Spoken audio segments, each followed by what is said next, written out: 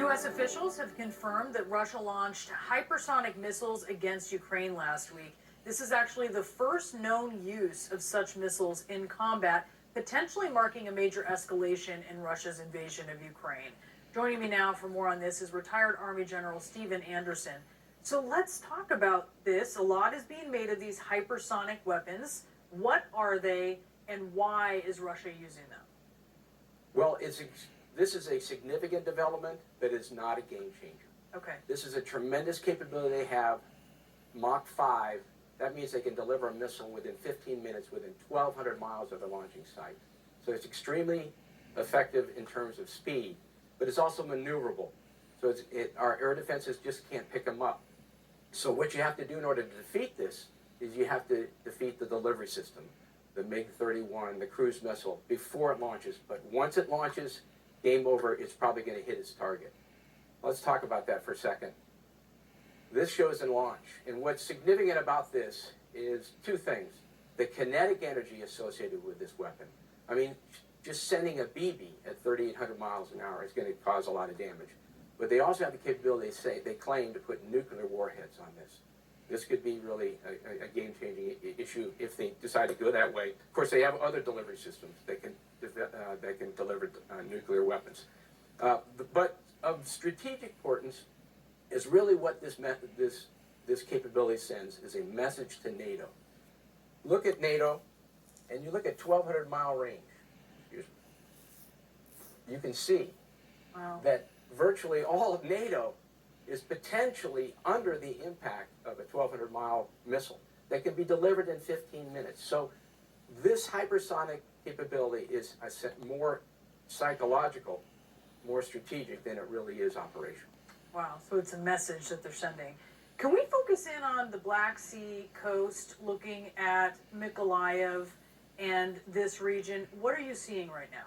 Well, let's talk about the strategic significance of this area here.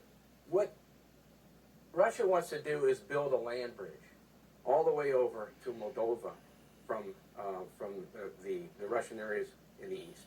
And what they want to do in order to do that is take this entire area and cut off the Ukrainians' access, particularly to the port of Odessa, the number 3 largest city in the Ukraine, and over half of its imports and exports come out of here.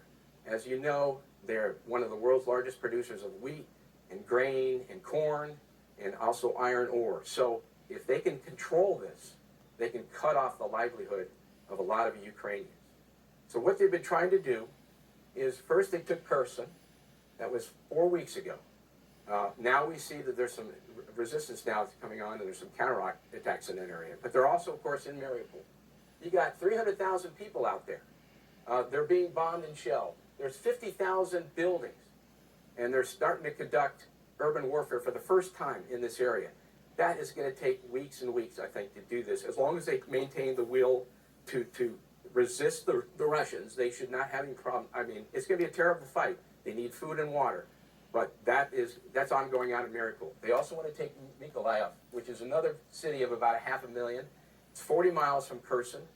They have a couple of bridges. The Ukrainians are ready to detonate to stop this. But as I mentioned earlier, there is some counterattack going on right now. So Mykolaiv is still a long objective for the Russians. But ultimately, it's 85 miles down here to Odessa. That is going to be a very difficult fight for them. There's over 1 million people down there. There's going to be very intense resistance. So this is essentially a huge strategic front for the Russians, and right now the Ukrainians seem to be holding their own down there. Yeah, normally a tourist town, right? Sort of a jewel there on the Black Sea. I also want to ask you about something that I think Americans are not used to seeing in their military, certainly not here in most recent wars, which is the Russian military is suffering incredible losses when it comes to generals or general level officers. The 5th general officer just killed. What does that tell you? It tells me that they have some huge leadership and communications and morale issues. During the entire Korean War, the Americans lost 2 general officers. During the entire war in Afghanistan and Iraq, Major General Harold Green was our only loss, a good friend of mine, a wonderful loss. They've lost 5 in less than 4 weeks of fighting. Now, what does that say? They're having communications problems. We know that their secure networks have already been inoperable, been knocked out.